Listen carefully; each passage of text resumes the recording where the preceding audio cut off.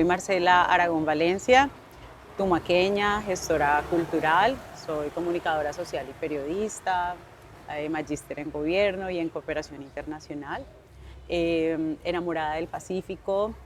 Actualmente me desempeño pues como directora de la Escuela Taller hace 10 años ya y pues fue el proyecto que me permitió regresar al territorio.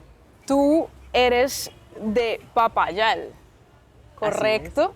Entonces, quiero preguntarte cómo fue crecer en Papayal. Bueno, comenzarte diciendo que Papayal es Tumaco, es una Ok. vereda del municipio que está ubicada en el Consejo Comunitario Bajo Mira y Frontera.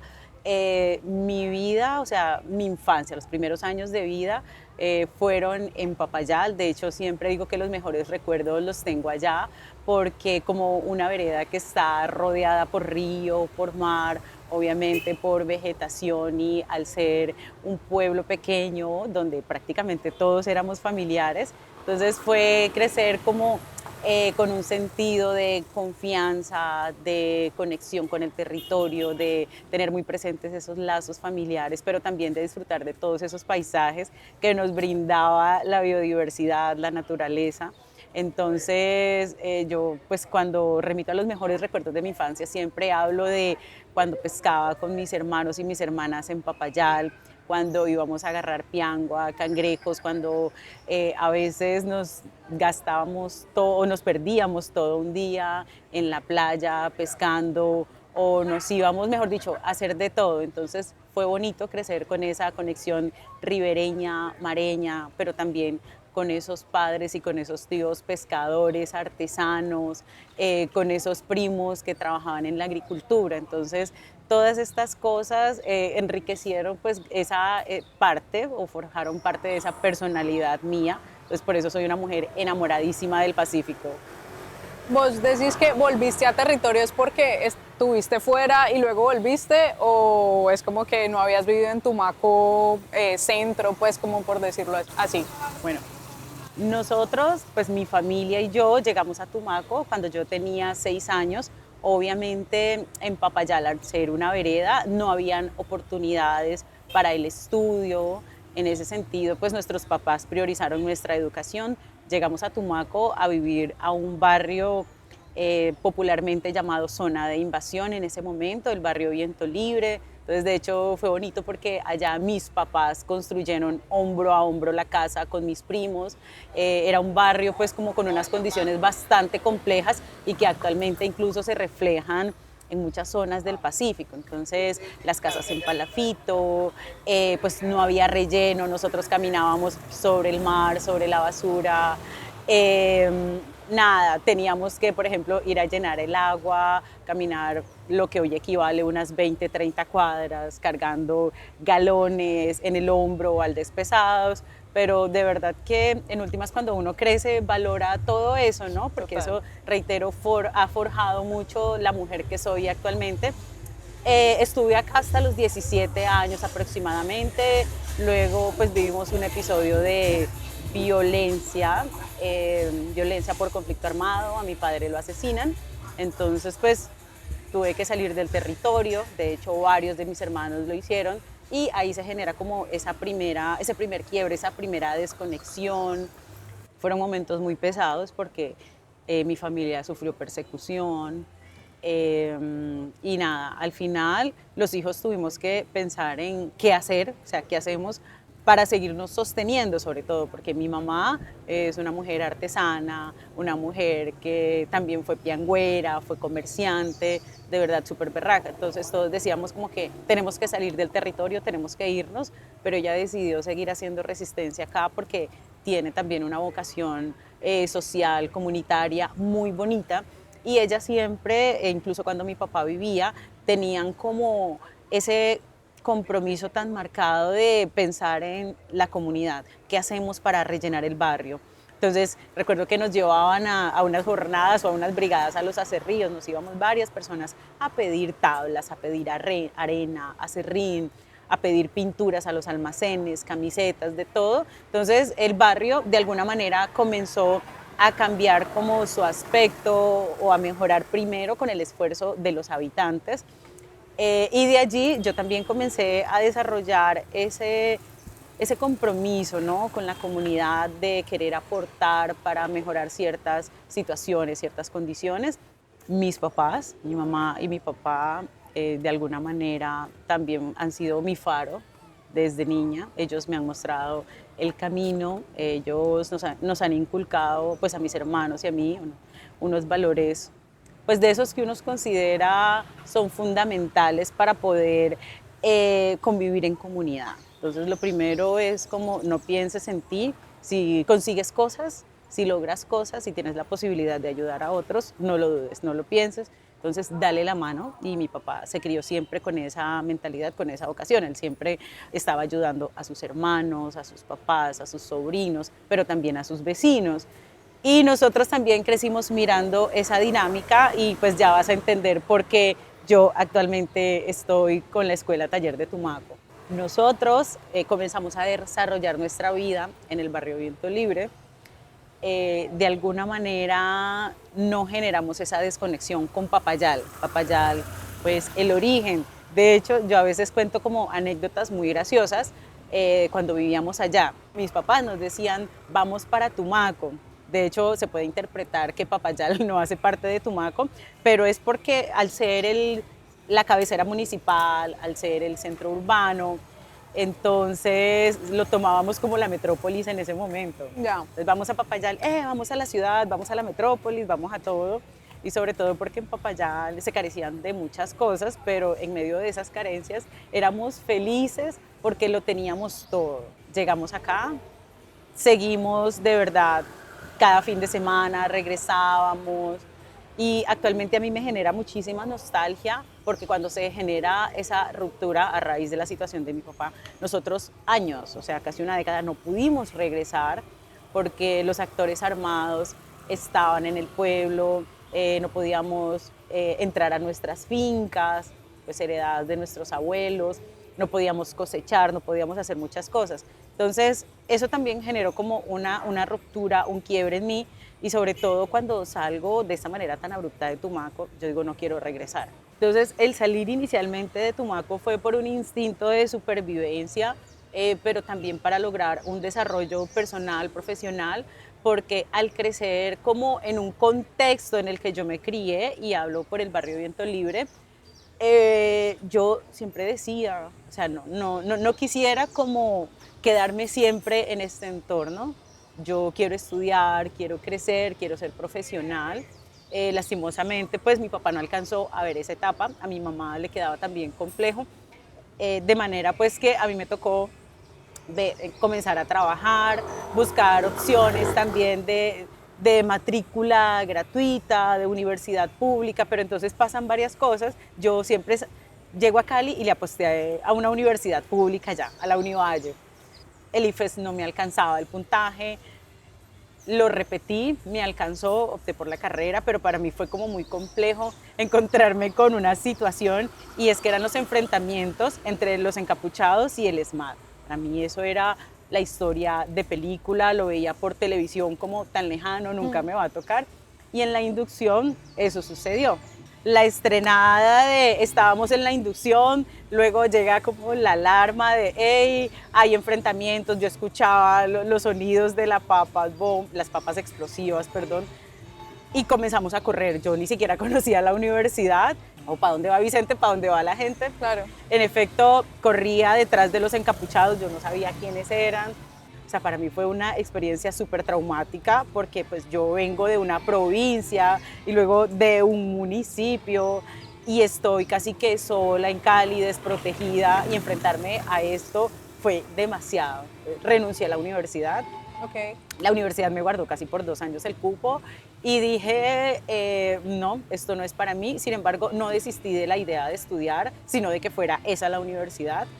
Luego, pues un primo me dijo, Marce, hay otra universidad donde puedes ingresar. Mira, entonces trabajé durante aproximadamente 2 años para ahorrar y pagar un semestre que fue ya en la Autónoma de Occidente, estudié comunicación social. Okay. Y en esta universidad tenía un reto enorme, porque era en el primer semestre, como he sabido, siempre, o sea, los horarios son muy complejos porque es lo que te asigna la universidad. Claro. En los horarios pues que están ahí como que diseñados. Entonces yo tenía que estar buscando trabajos que me permitieran como maniobrar y poder estudiar. El hecho es que fue demasiado difícil porque recuerdo que tuve como 3 trabajos. Entonces yo era mesera en un billar, vendía pizzas a domicilio, también recuerdo que vendía rifas, vendía perfumes, o sea, hacía de todo. Y así logré pagar casi que el primer semestre. Luego terminé con un buen promedio, o sea, fue súper duro porque yo le estaba apostando también a una A la beca. beca, claro. Exacto. Y aún con todas las adversidades, me retiré. Dije como no, eso es insostenible y además porque no solo era trabajar para pagar el semestre, sino para mi sostenimiento en esta Claro. ciudad. Luego hice una muy, muy buena amiga a quien le agradezco muchísimo y ella me ayudó a conseguir la beca. Ella me dijo, no, Marce, pero mira, hay un programa que se llama Pilos en la universidad, otorgan medias becas, becas completas, así que le puedes apostar y el promedio te alcanza. Entonces ella me ayudó a hacer todas las gestiones y efectivamente me dieron media beca. Luego yo conté mi historia en la universidad y ellos se quedaron bastante conmovidos. También debo agradecer muchísimo al rector en ese momento, me otorgaron pues la media beca. Además, me dieron trabajo en la universidad. Ah, buenísimo. Entonces, pero aún así no me alcanzaba para Claro. pagar la otra La mitad, la manutención, claro, etcétera. total. Entonces tenía otro trabajo en las noches, los fines de semana. O sea, yo en mi época universitaria puedo decirte que no tuve vida, no tuve vida social porque estaba supremamente enfocada en estudiar y en trabajar y no solo eso, porque yo sentía que tenía esa responsabilidad con mi familia también de poder apoyarles económicamente. Mi mamá también con todo el esfuerzo intentaba ayudarnos, pero bueno, ya varios hijos intentando hacer muchas cosas y yo también asumí como responsabilidades en el hogar. Llegó un momento, o sea, luego de casi 2 años y medio de estudios, me sentí ahogada. Dije como quiero experimentar otra cosa.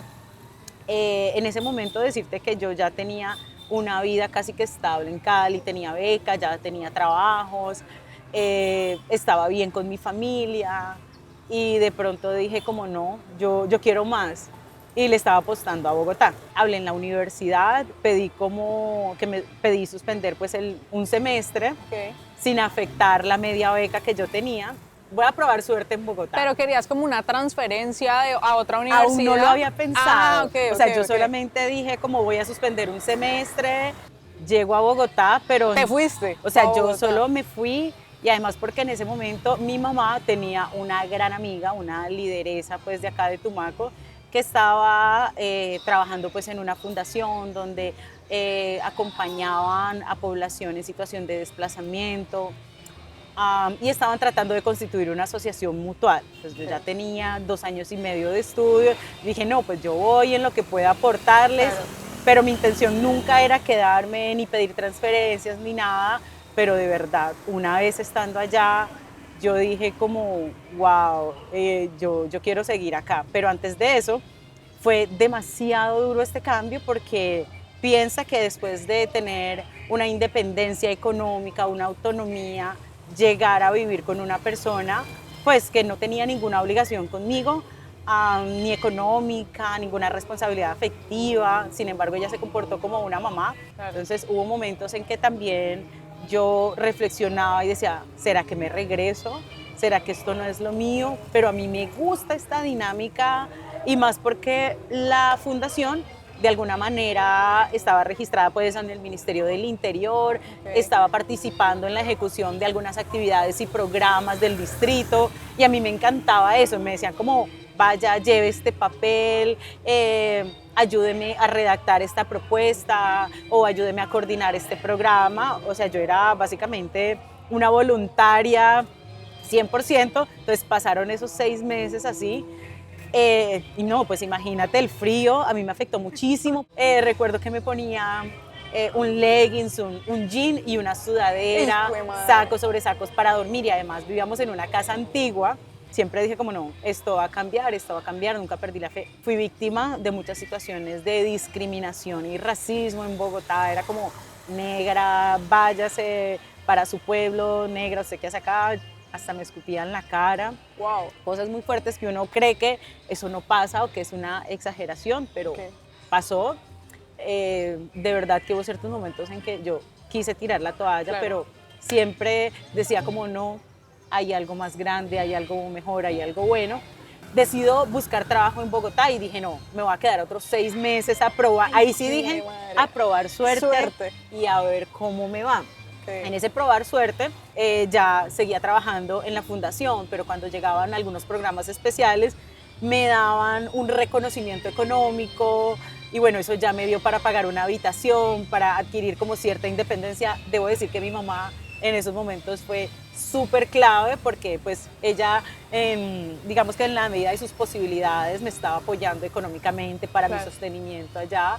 El siguiente reto fue buscar una universidad que me permitiera homologar todas las asignaturas, porque generalmente cuando uno hace el proceso de homologación queda un semestre abajo, Claro. 2 semestres abajo, y yo no podía darme ese lujo porque pues, o sea, la situación mía era casi que insostenible y nada, busqué muchas opciones y di con la Universidad Central. Ok. Entonces, de verdad, me homologaron todos los ¡Ay, semestres qué bueno! y dije, Dios, esto es una bendición. Claro. Y lo mejor, llegué a estudiar en las noches. Entonces vos podías hacer tus Exacto. cosas Tenía en la todo mañana. el día para trabajar y nada, eso. Entonces arranqué pues con esa dinámica, luego regresé a Cali, ahora sí para pedir formalmente El cambio. la transferencia, hacer como todo el proceso de homologación. Y mi vida pues comenzó a tomar otro rumbo, ya conociendo más gente, generando otras conexiones, dándome a conocer por mi trabajo. Yo creo que he sido una mujer muy afortunada, muy bendecida, porque he tenido muchos angelitos que se me han presentado en el camino.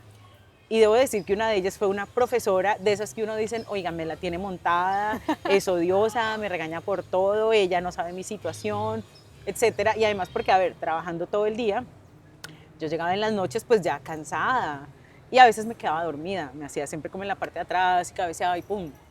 Y recuerdo que esta profesora en algún momento, de hecho se me salen las lágrimas porque ella falleció, una profesora rola divina ella, o sea, ahora digo que es divina, fue divina, pero en su momento la vi como esta señora me cansa, vulgarmente me jode por todo, Me la Dios, tiene y montadísima. exacto, me la tiene montada. Y en algún momento me senté y le dije, oiga, ¿usted por qué me odia tanto? Porque soy negra, porque yo era la única negra de mi Ok. salón. Entonces ella me mira y me dice, no, ¿tú de qué hablas? Me dijo algo que a mí como que me frenó. Me dijo, es que yo he notado que tú tienes un potencial enorme, pero ¿por qué te vienes a dormir en mis clases? O sea, Claro. yo he visto tus trabajos, como que a veces tus participaciones son buenas, pero ¿qué te pasa? Mi clase no te gusta, entonces si no te gusta, te sales, me avisas. Y al final, pues yo le conté parte de todo eso que estaba pasando en mi vida y ella se conmovió muchísimo.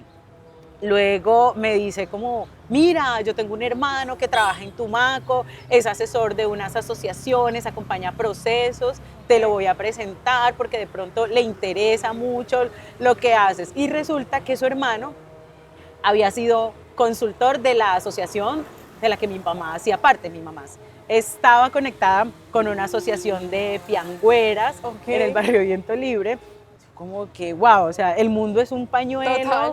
Sin embargo, siempre creo que esas no son coincidencias, es lo que llamo pues diosidencias, que Ajá.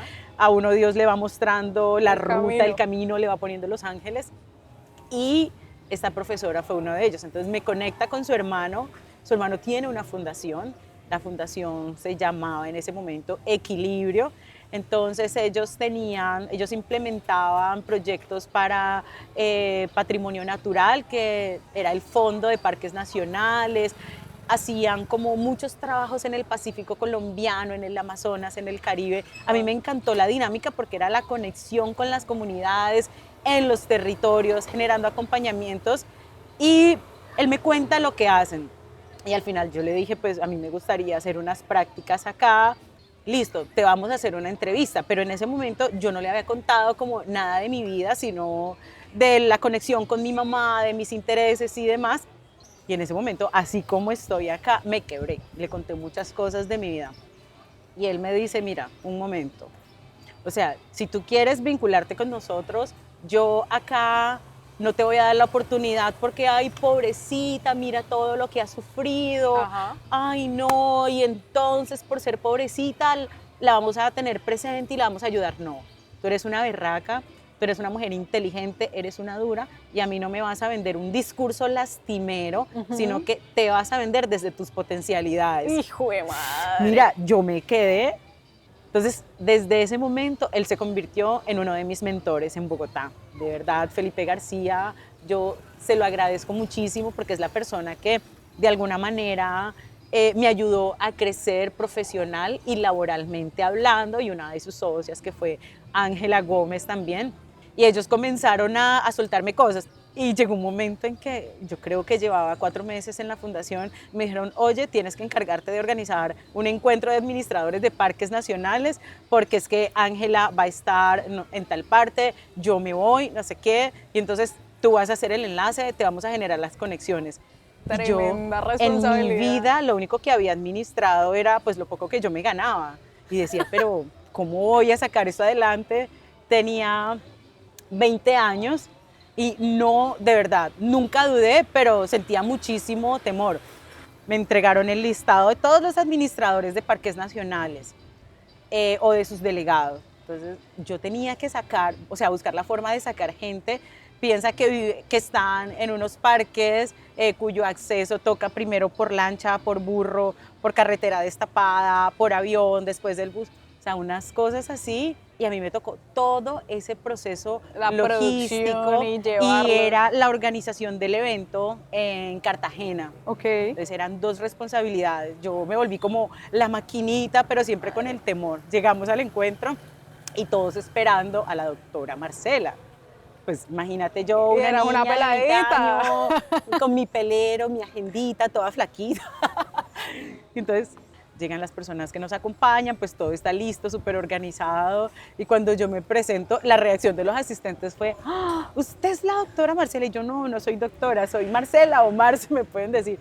No, y usted es la que organizó todo esto. Y yo, sí. Wow. Entonces, no, felicitaciones, qué dura, no sé qué, de verdad. Esa fue la prueba, de verdad fue el reto que de alguna manera me permitió seguir escalando y que Felipe y Ángela siguieran confiando en mí. Entonces ya me llevaban también a que los acompañara a sus espacios de facilitación. Yo amé trabajar con ellos porque me llevaron a conocer el Pacífico, a recorrer, a conectarme con la gente. O sea, yo estaba viajando a cada rato. Qué chévere. El hecho es que, bueno, luego de... ¿En ese proceso seguías estudiando? Seguía estudiando, Ok. seguía estudiando. Mentiras, hubo momentos en que tuve que suspender la universidad. Comencé a matricular 3 asignaturas por semestre y eso me facilitó mucho. Tardé casi 10 años en graduarme, Claro. pero durante esos 10 años estuve adquiriendo una experiencia laboral Mejor increíble, haciendo todos los contactos de la vida. Se presenta la posibilidad de hacer un intercambio en Estados Unidos. Estaban buscando líderes del Pacífico, bueno, ni siquiera del Pacífico colombiano, sino de todo el país, que tuvieran una apuesta comunitaria o que tuvieran esa conexión, que participaran en proyectos que generaran impactos de tipo social, ambiental, cultural. Y bueno, yo me postulé, uno de los requisitos era hablar inglés. Recuerdo que eso fue en el 2011.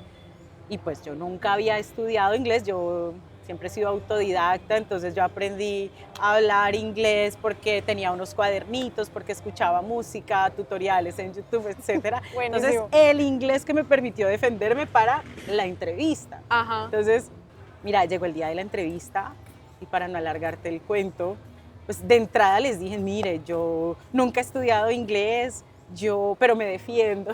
Entonces, nada, comienza la entrevista en inglés. Y claro, pues yo entendía, hablaba lo básico, lo necesario. Y de hecho a ellos mismos les preguntaba, ¿cómo es que se dice tal cosa? Y ellos tal. Entonces fue una entrevista bastante graciosa. Ajá. Y al final nos dijeron, oye, como nos encanta tu actitud, eres autodidacta, hablaba mucho del self-learning. No, y yo, mejor dicho. No, yo dije, no, por aquí los tramé. Así que quedaban como 5 meses para el intercambio y ahí sí fue el estudio mucho más intenso. Pero entonces te dijeron, sí, te vas para allá. No, en ese momento no me habían dicho No te habían nada, dicho pero nada. yo hacía de cuenta que iba a quedar seleccionada y me estaba Madre. anticipando y estudié que estudié, creo que los resultados los daban a los 4 meses, entonces no te imaginas la ansiedad. Y así fue, al final me notificaron que había quedado seleccionada, Qué dicha. entonces era la experiencia de salir de Colombia representando el país. Fuimos 14 becarios y pues es un privilegio enorme estar como en este selecto grupo. Hicimos una especie pues de fellow en diferentes organizaciones. De hecho, estudié tanto el inglés en estos 4 o 5 meses que al final comenzaron a ubicarnos en diferentes organizaciones, también dependiendo como del área fin de la experiencia que nosotros teníamos en nuestras organizaciones, pero también lo que podíamos aportar y en el dominio del inglés. A mí me mandan para una organización haitiana.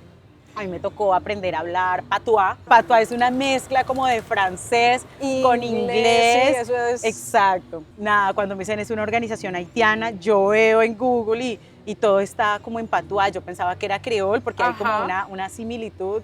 Yo, pero ¿qué es esto? Si a duras penas medio estoy hablando el inglés y ahora otro idioma. Pero nada, a mí nada me queda grande. Así que también comencé a estudiar patuá por mi cuenta. Llegamos a Miami, la inducción, estuvimos una semana en todo ese proceso y me mandaron para Fort Lauderdale. Entonces estuvimos 4 personas en Fort Lauderdale, otros estuvieron como en Miami, en Washington y así, diferentes partes de Estados Unidos.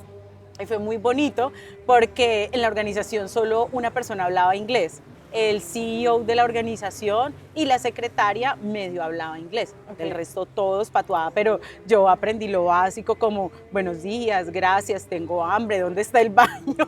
Ay, y así. Como gato patas arriba defendiéndote. De verdad. Wow. Entonces, había una chica, una señora dominicana, pero ella no era permanente en la organización, sino que iba de vez en cuando. Yo conecté mucho con ella por el idioma, porque ambas latinas, y ella comenzó a llevarme a todas sus brigadas. Entonces salía, estaba en un programa que se llama Family Reunification, sí, de reunificación de familias de inmigrantes latinos. Y nada, fue una cosa bella, bella. Yo cuando no entendía algo acudía, terminamos el fellow, nos llevaron a DC para encontrarnos con otros becarios porque era una cosa grande a nivel mundial. O sea, fuimos 800 becarios en Washington contando de nuestras experiencias, hablando de nuestros países, conversando de todo eso bonito de Colombia. A mí me sorprendió mucho porque habían quienes pensaban que Colombia realmente era una finca, se lo imaginaban como lo retratan en la película de Señor y Señora Smith. Ajá. O sea, Bogotá, la finca con gallinas, llena de monte. Y para mí fue chocante que me dijeron, oye, en Colombia tienen televisión, en Colombia hay internet.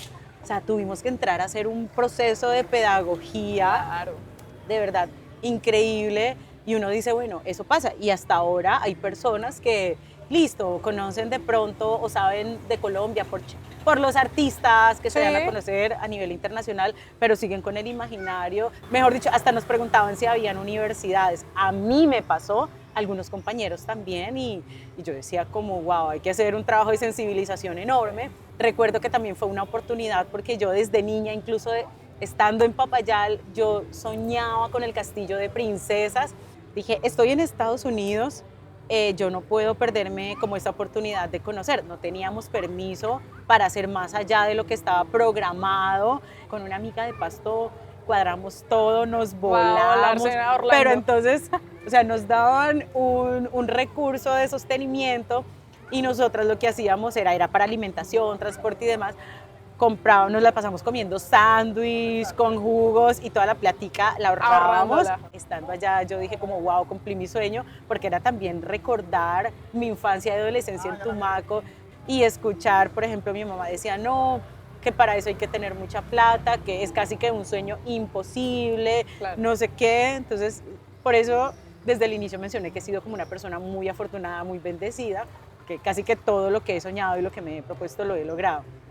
Nos regañaron porque del hotel reportaron que no habíamos aparecido, que nos habían visto salir en la madrugada y pues obvio, eso generó una alerta de unas becarias colombianas. No, y la responsabilidad era de la organización, ustedes. Total. Claro. No, así que fue el regaño de la vida, pero fue la experiencia más maravillosa. Pero porque valió toda nuestros la pena. amigos eran, no, nos hubieran dicho, hubiéramos Nos hecho lo volábamos mismo. todos. O sea, pero el regaño, mira, sirvió para tanto que incluyeron ese tipo de paseos a los siguientes grupos de becarios, entonces, Sí. para que no repitieran la situación. Entonces regreso a Colombia ya con otra perspectiva, con otro universo.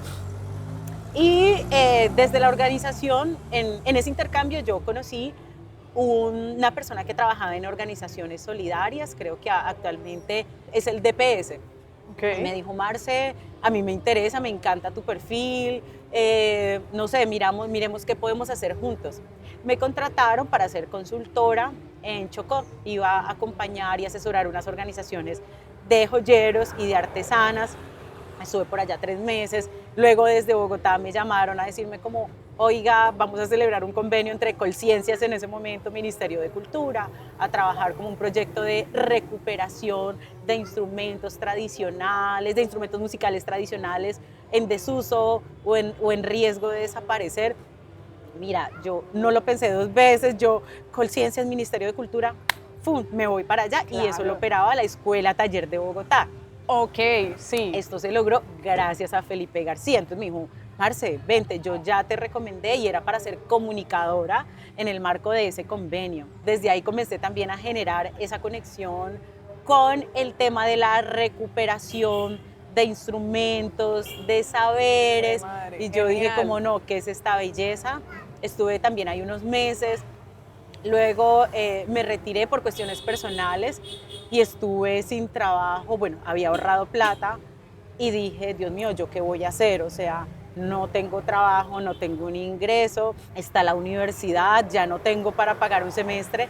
O sea, estaba en 9º semestre Ya escribiendo mi casi. tesis paralelamente. Decía, como carambas, ¿qué voy a hacer? ¿Qué voy a hacer? Dios es grande, nunca me desampara. Felipe también me recomienda con la Corporación Biocomercio Colombia, que es otra, mejor dicho, que a mí me enseñó a amar Colombia por encima de cualquier otro lugar en el mundo.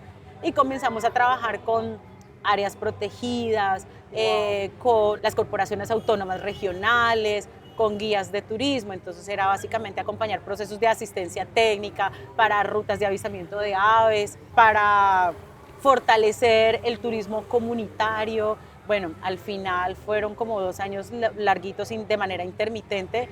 Luego me hablan del proyecto de la Escuela Taller de Bogotá para vincularme directamente, que este fue el que permitió recuperar y posicionar y visibilizar plazas de mercado como La Perseverancia. Sí, El proyecto Vamos a la Plaza, yo sí. fui la comunicadora Wow. de ese programa. Ok.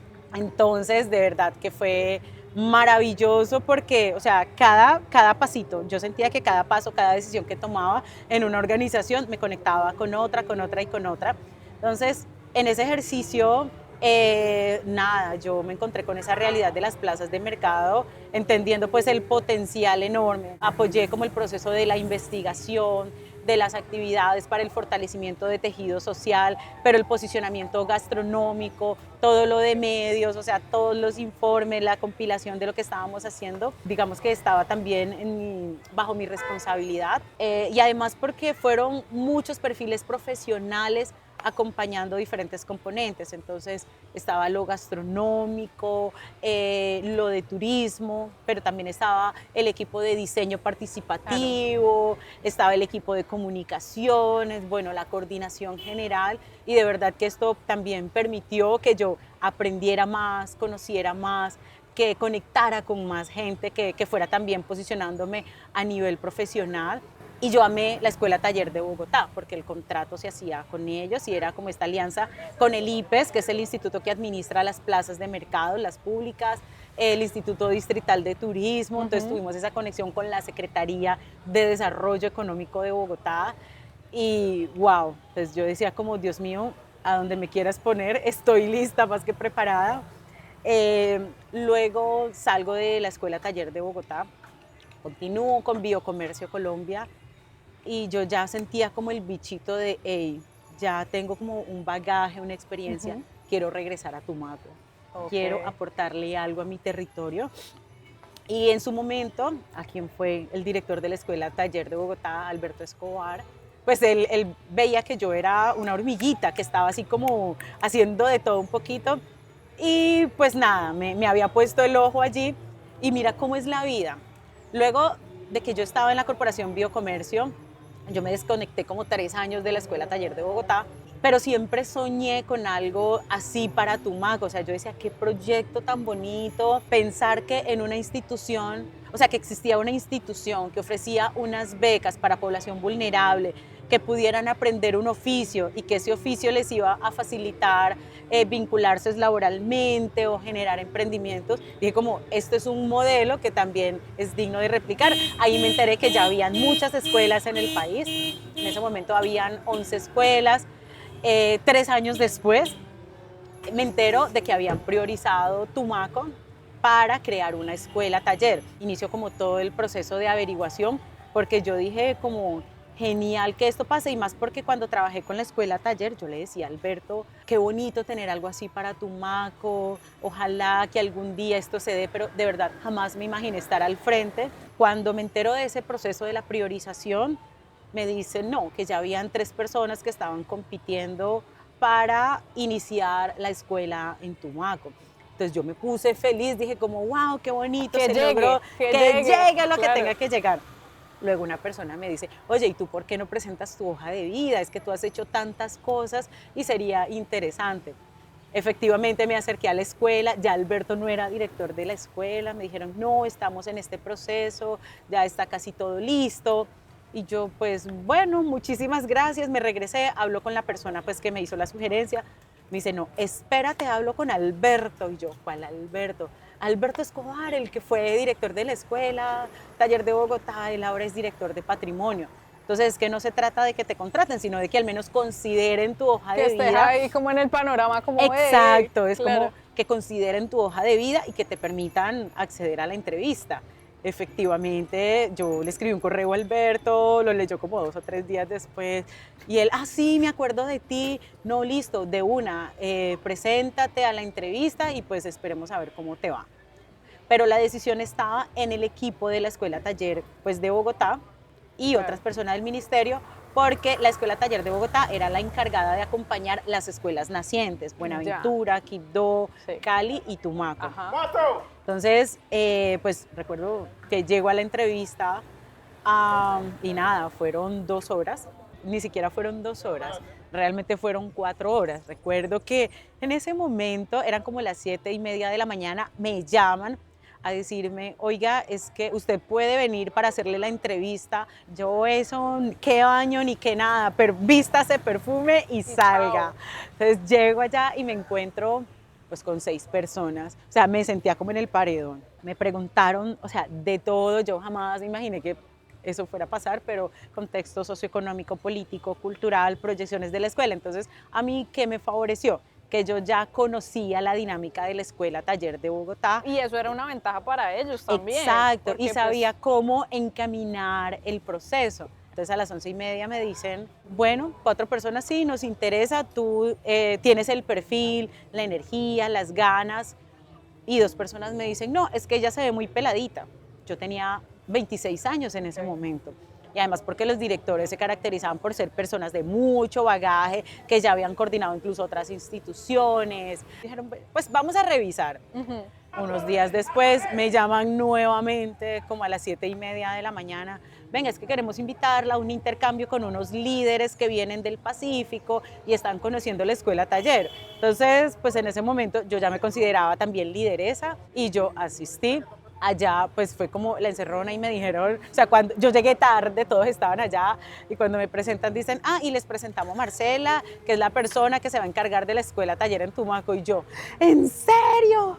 No. Y pues te dieron mi la noticia reacción ahí. genuina, la gritería, todo. Genial. Entonces, pues yo estaba hasta nerviosa. Desde ese momento el reto pues era muchísimo mayor porque era la priorización. El proyecto no estaba escrito, entonces era escriba el proyecto, aporte también como a la conceptualización del diseño arquitectónico, pensando en cómo iba a ser el proceso de los programas, pero de la sostenibilidad, pero también, o sea, aprender mucho sobre lo administrativo, lo contable, lo financiero. O sea, en ese momento era una de todera. y además porque no teníamos sede, no había nada acá, y llegar con un proyecto del que la gente no sabía, no conocía, o sea, yo cómo voy a convencer a un grupo de jóvenes y decirles, oiga, venga, vincúlese a la escuela taller, cuando no teníamos ni siquiera una oficina donde sentarnos. Entonces llega Marcela, hablé con amigos en Tumaco para que nos facilitaron como un espacio, al menos tener una mesa RIMAX, comenzar a atender a la gente. Acá fue una tarea maratónica. Yo agradezco muchísimo a Michelle. Michelita, gracias.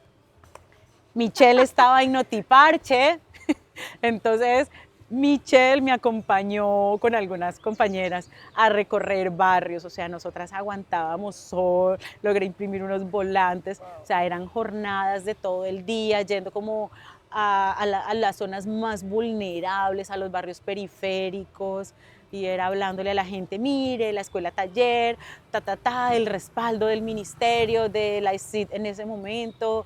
Entonces al final lanzamos la convocatoria, pero yo decía, no tenemos sede, o sea, ¿dónde vamos a recibir al primer grupo de estudiantes o aprendices, como les llamamos? Hice una solicitud al ministerio para que me permitieran pues ya tener al menos un espacio en arrendamiento para iniciar. Entonces conseguí una casa de 2 pisos en el barrio de La Florida. Dijimos acá en el primer piso, mira, con los aprendices de construcción hicimos la adecuación de la casa, la adecuación espacial, porque la casa tenía, en el primer piso había garaje, cocina y sala.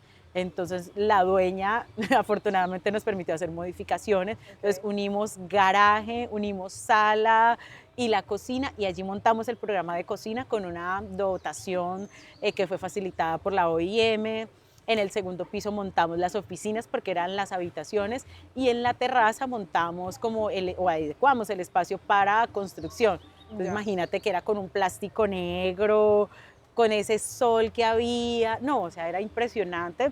Aún así, debo agradecer a los pelados de la primera cohorte, porque creer en algo, o sea, literalmente, si vamos como a la parte de infraestructura, éramos una institución de garaje, pero no de garaje porque no tuviéramos como todo el soporte institucional, sino porque, pues a ver, yo qué me voy a ir a meter allá a una casa. De allí comenzó toda la correría de Escuela Taller de Tumaco. Paralelamente seguíamos trabajando pues en el PEI, porque nosotros llegamos certificando a través de la Escuela Taller de Bogotá, porque no teníamos licencia de funcionamiento ni resolución de programas.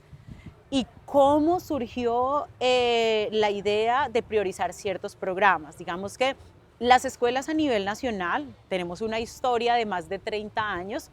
La primera escuela pues llega a Cartagena, Popayán, Mompox, Barichara, y bueno, y así fueron naciendo las siguientes escuelas, pero en ese momento tenía un enfoque solo como en la restauración, en los oficios asociados a la restauración de edificaciones patrimoniales. Entonces, cuando se une Ministerio de Cultura, le cambian el enfoque, porque pues es muy interesante el modelo de formar en oficios para generar pues estas oportunidades laborales, pero entonces no era simplemente una formación en sí, sino que se trataba de algo más integral, que permitía pues también trabajar la parte del individuo, del ser integral, exacto, entonces de vincular como aspectos familiares, comunitarios. Entonces, cuando Ministerio se une, es bajo el criterio de que esas escuelas cada vez sean o tengan la posibilidad de ofertar oficios que tengan esa conexión o que esa pertinencia con el territorio. Es así como nosotros comenzamos a pensarnos la Escuela Taller de Tumaco. Acá, por supuesto, por todo el potencial productivo, cultural que hay, pues, por ejemplo, el cacao es top, la gastronomía súper top. Entonces dijimos, no, arranquemos con cocina. ¿Y por qué iniciamos construcción? Teníamos la necesidad de comenzar a edificar nuestra sede. Entonces enfocamos el programa de construcción en la construcción de la Escuela Taller de Tumaco. Entonces, básicamente lo que se hizo fue como solicitar a quienes daban esos aportes para la formación, eran los materiales de práctica, que a su vez eran los mismos materiales utilizados en la obra. Así fueron alrededor de 5 o 6 cohortes. Entonces, de verdad que actualmente tenemos una infraestructura súper linda. que fue construida con el sudor de aprendices y egresados, porque cuando una cohorte terminaba, pues pasa a ser egresados y a ellos se les contrataba como cuadrillas ya especializadas. Creo que de las cosas más bonitas que han sucedido en la Escuela Taller es que se nos haya permitido, no solamente desde el discurso de dinamizar el patrimonio cultural o valorizar los saberes, sino en la práctica. ¿Y esto cómo se ve reflejado? Desde la contratación de los maestros. O sea, inicialmente, básicamente el programa estaba dado para que fuera impartido por un chef, por un ingeniero de alimentos, etcétera. Efectivamente, hemos tratado de vincular esos perfiles para, por supuesto, diseñar nuestras mallas curriculares, porque acá debo hacer un paréntesis, y es que todas las mallas de las escuelas talleres son aterrizadas a esas necesidades y al potencial del territorio. Vinculamos, por ejemplo, cocineras. Entonces llamábamos a la señora de la fritanga, de la otaya, de la rellena, mira, y que ellas sintieran que su conocimiento era valorado y que eran dignas de admiración, se hacían conscientes de, hey, yo soy una maestra en esto que hago. Y fue como ya la solicitud al ministerio de, oigan, no tienen el título, porque tú sabes que hay unos requisitos que se deben cumplir, que son casi que inamovibles hasta ese momento cuando estaba iniciando la escuela. Entonces lo que hicimos fue certificar matronas de acá, muchas cocineras, entonces ya tenían el certificado y pudimos contratarlas como maestras. Lo mismo hicimos con construcción, pues al final dijimos, bueno, nosotros ¿qué queremos transmitir? Si hablamos de oficios, necesitamos una persona que tenga mucha experiencia en el hacer, en la práctica.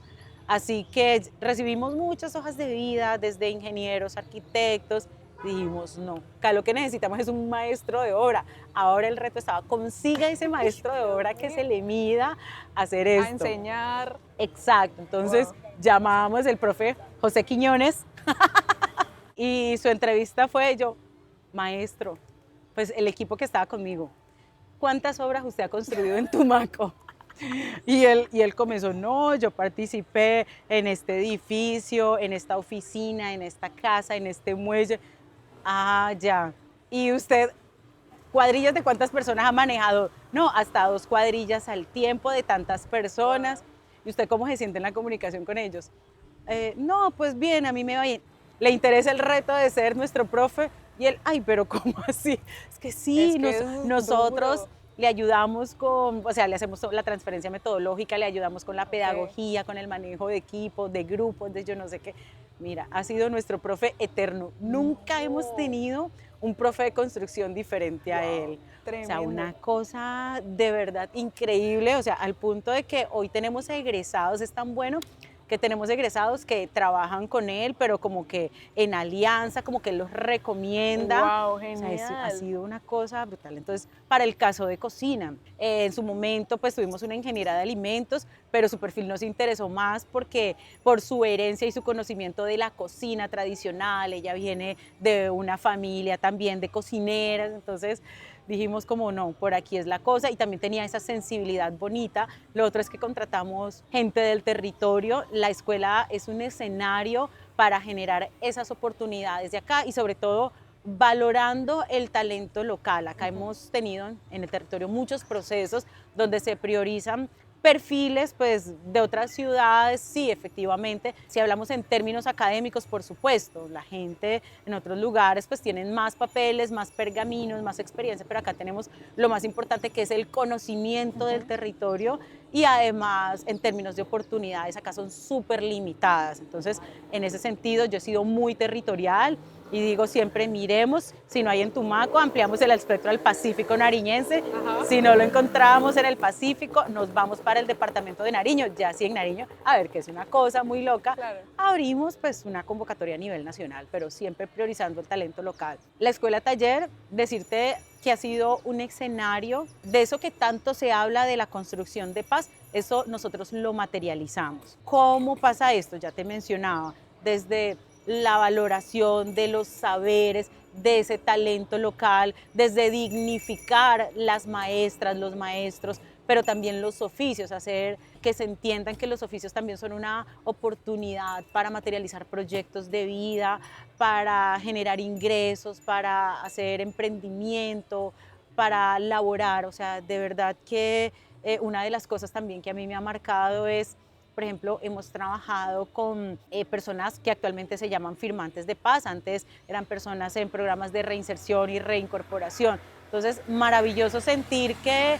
tienen un compromiso, una responsabilidad social bastante fuerte. En su momento vinculamos, fueron 16, 17 personas que estaban en programas de reincorporación con la ARN. Ellos decidieron hacer sus prácticas, por ejemplo, en el ancianato de Tumaco, porque en términos de infraestructura necesitaban unas adecuaciones. Esta experiencia, o sea, nos enseñó que de verdad ellos tienen una vocación y una sensibilidad súper linda. Mira, desde el grupo de cocina fueron a hacer peinados, a pintarles las uñas. O sea, hacíamos unas jornadas de, incluso ni siquiera nosotros como administrativos, sino los mismos estudiantes se iban por la calle, se juntaban para hacer comida, llevar a habitantes, a personas en situación de calle, o por ejemplo, saber que cuando había un compañero o compañera que, no sé, se le había caído la azotea, todos se unían, nos decían, oiga, ayúdenos a comprar materiales porque le vamos a arreglar la azotea a esta persona.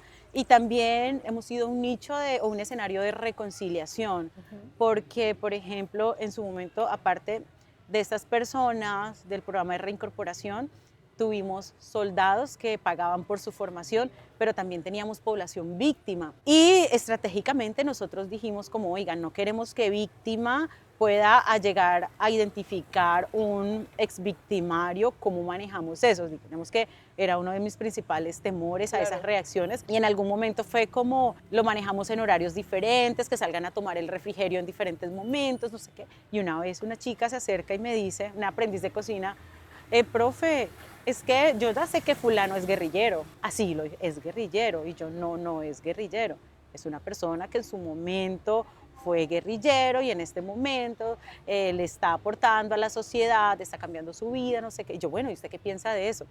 Me dijo, no, pues bien, que en lugar de que anden en el monte con armas y matando gente, qué bonito que puedan hacer algo productivo por su vida. Y yo, buenísimo. ¿A ti no te incomoda convivir con...? No, ¿por qué, profe? Si son personas como nosotros.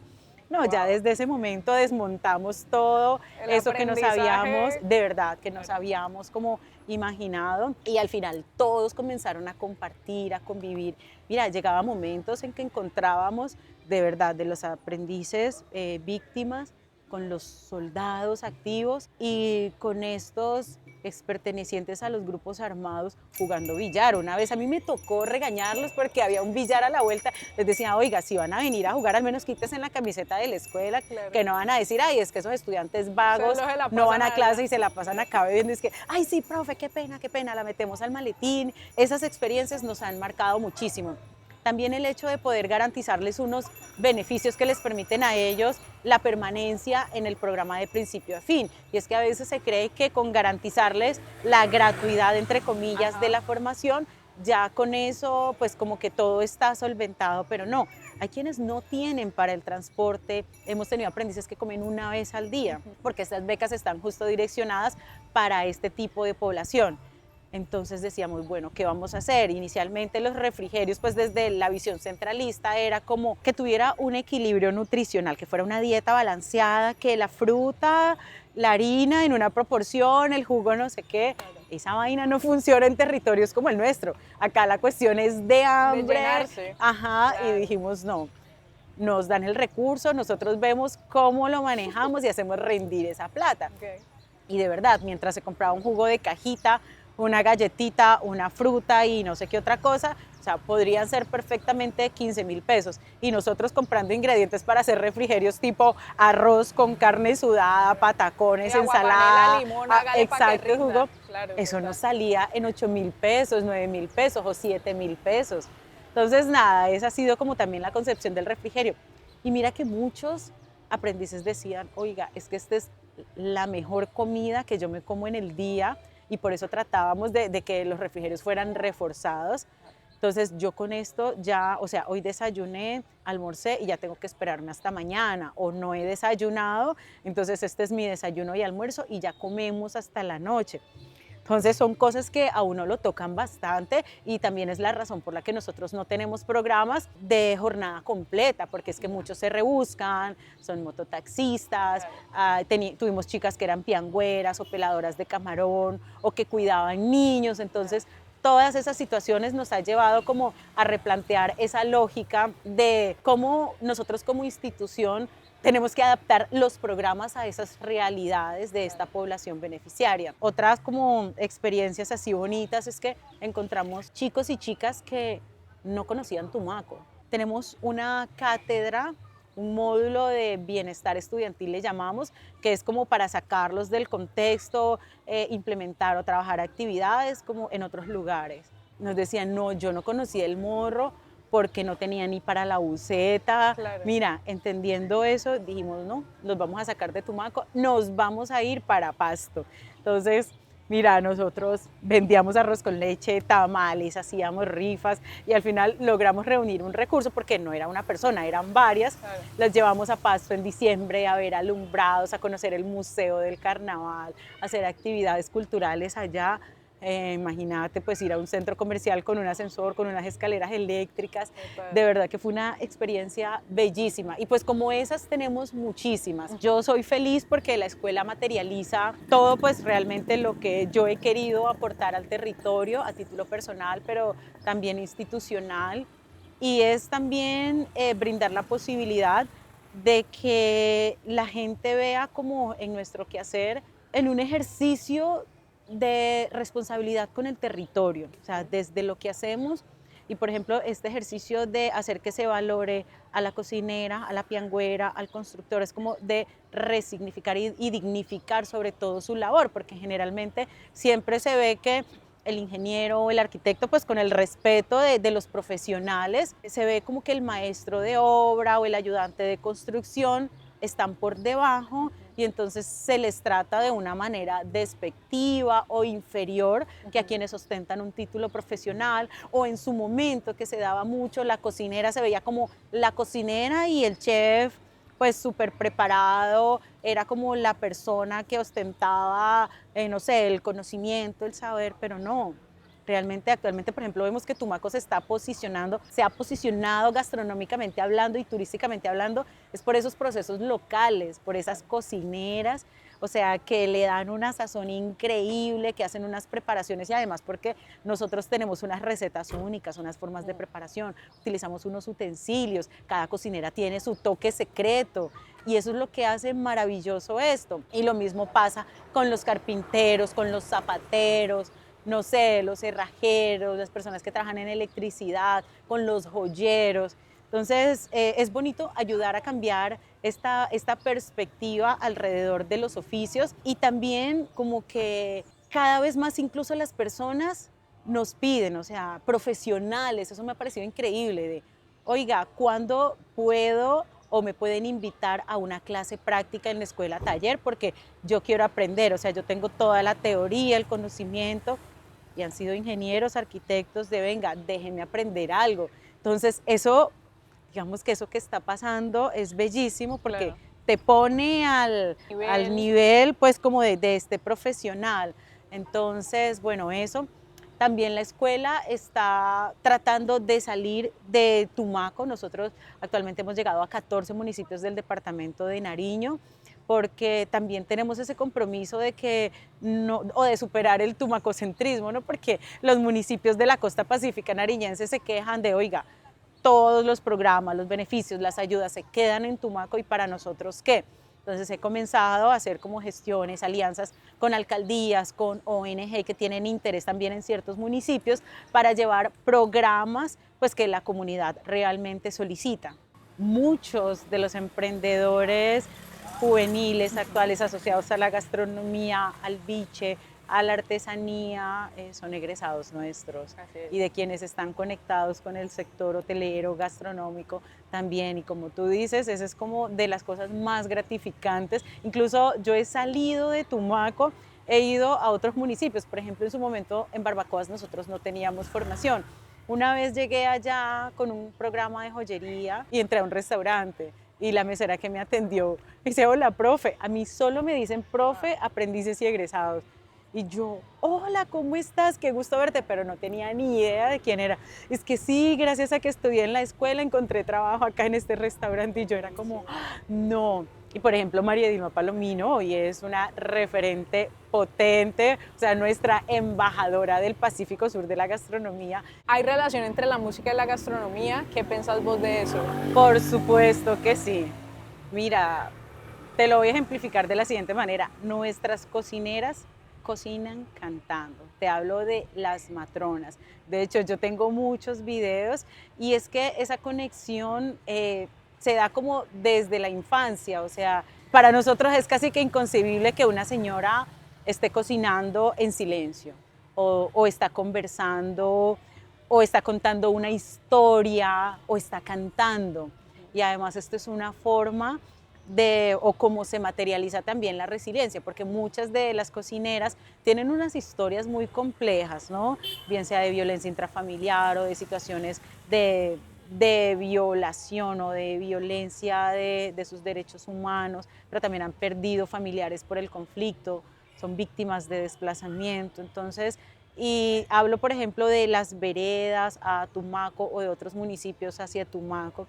Las cocineras tienen miles de historias por contar y ellas lo exteriorizan a través de la oralidad, a través del canto, por ejemplo, de las cosas que a mí me gusta cuando invitamos a cocineras para los módulos de cocina tradicional del Pacífico, siempre te van a cantar y es como transmiten una alegría. Entonces, de verdad, para mí eso es una conexión intrínseca, o sea, eso, ahí hay como un matrimonio. Perfecto. Y ya para cerrar, ¿qué es el Pacífico colombiano para vos? Uy, mira, para mí el Pacífico, ¡Wow! Dios, espero que no nos vaya a caer uno de esos. Y de hecho tengo, mira, hay uno que está aquí cerquita a mi cabeza. Bueno, no, Ya, no, terminemos ya. aquí Sí, rápido. sí, sí. Mira, para mí el Pacífico colombiano, más allá de la potencia biodiversa, cultural, es un territorio que se ha vendido mucho más desde la necesidad, desde la carencia, pero no se ha vendido desde su potencialidad. Entonces, el Pacífico para mí representa vida, representa exuberancia, alegrías, oportunidades, representa resiliencia, es una expresión muy trillada, pero ¿cómo se explica, por ejemplo, que en lugares como Tumaco, que han sido afectados por un terremoto, como muchos otros municipios, sigamos acá, sigamos en pie, sigamos aportando al crecimiento, al desarrollo? Para mí el Pacífico es familiaridad, conexión, o sea, es ese ejercicio de la ombligada, de tener ese ombligo con el territorio. Muchos de quienes salimos en sus momentos regresamos. O sea, de verdad que hay una conexión que pueden pasar años. Mira, el Pacífico es un territorio de paz, insisto, muy a pesar de que nos los venden desde la problemática que es evidente en todas las ciudades, en todos los países. Lastimosamente, las historias positivas no son las que venden, no son las que se cuentan.